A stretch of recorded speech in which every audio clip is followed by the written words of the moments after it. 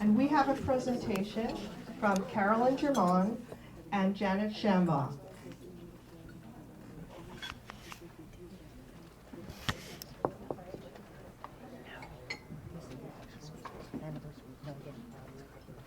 Actually, your program has my name only. I'm Carolyn. Janet is my partner. It was her idea to do something special for March 8th today. So her name is missing, should be there.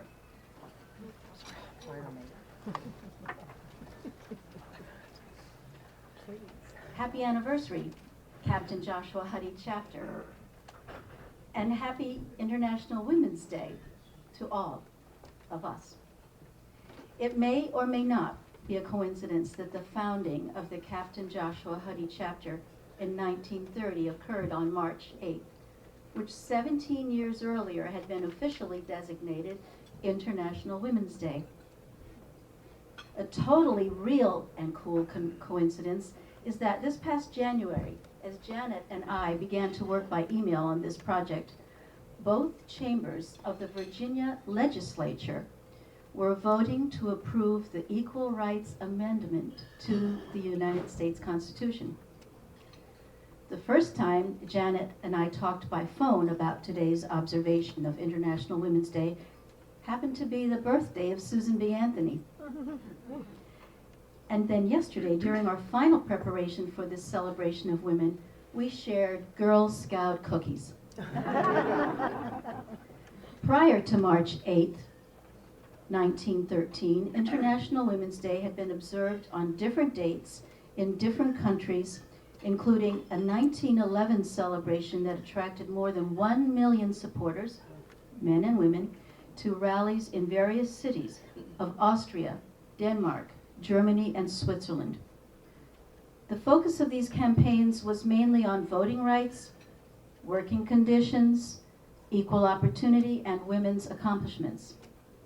It's important to note that the movement has never been country, group, nor organization specific.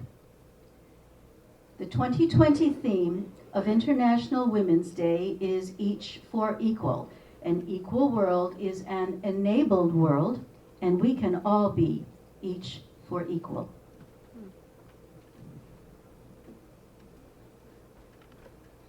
Believe, achieve, and celebrate. Thinking equal builds smart ideas and transforms into change. Equality is not a woman's issue, it's a business issue. Gender equality is essential for economies and communities to thrive. A gender equal world can be healthier, wealthier, and more harmonious place to live. The race is on for the gender equal boardroom, a gender equal government, gender equal media coverage, and a gender equal workplace.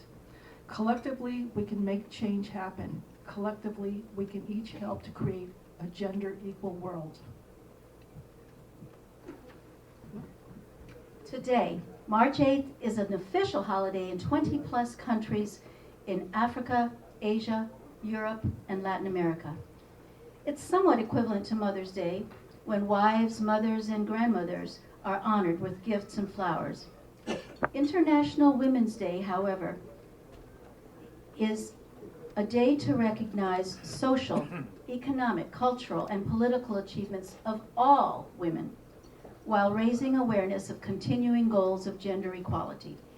To this end, conferences, festivals, parades, and performances are among the networking events that are organized worldwide on March 8th to celebrate women and girls. So we are all parts of the whole. Our individual actions, conversations, behaviors, and mindsets can have an impact on our larger society. Consider what you do by making a positive difference for women everywhere, whether it's supporting local change or looking for platforms to show awareness and social leadership. We can make a difference. We are living in a very exciting time in history where the world now expects gender balance. The world now notices its absence and celebrates its presence. This is a collective call for gender equality and an opportunity for reflection, as well as a call to action for bringing about gender parity.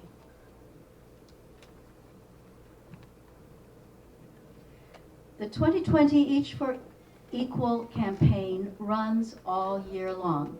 It doesn't begin, nor does it end today on March 8th. The campaign will guide and galvanize continuous collective action with Each for Equal activity reinforced and amplified all year long. A very basic gender agenda focuses on equal pay for equal work, workplace inclusion of women in decision-making, goals of wider diversity including race, ability, and LGBTQ concerns, and consistently challenging stereotypes and bias. As for us, our Captain Joshua Huddy chapter, we already are part of this movement. We, the women and men in this room, are in common cause, an organization of daughters supported by the men in our lives who share the mission of the Daughters of the American Revolution. Hodars, Brodars, brothers, sons of DAR, Sodars, friends, Fodars. Are there any Kodars, cousins of DAR out there? The National Society's objectives are historic preservation, patriotism, and education. A clear overlap with the international women's movement is our common concern with education. We can support all reforms of the women's movement by refraining daily from stereotyping or judging those who are different from us in any way. And language matters. Language influences our attitudes and our behaviors. We're getting used to saying he or she, learning to not assume that a professional encounter will necessarily be with a man. We know that the pilot in the cockpit of our flight to Miami or to Montreal might well be a woman. Just as many of us regularly consult a female accountant, lawyer, and physician. We have pastors and plumbers and freeholders and representatives and senators who are women. The pronoun he is routinely replaced with she. And yes, the United States head of state will one day be a woman.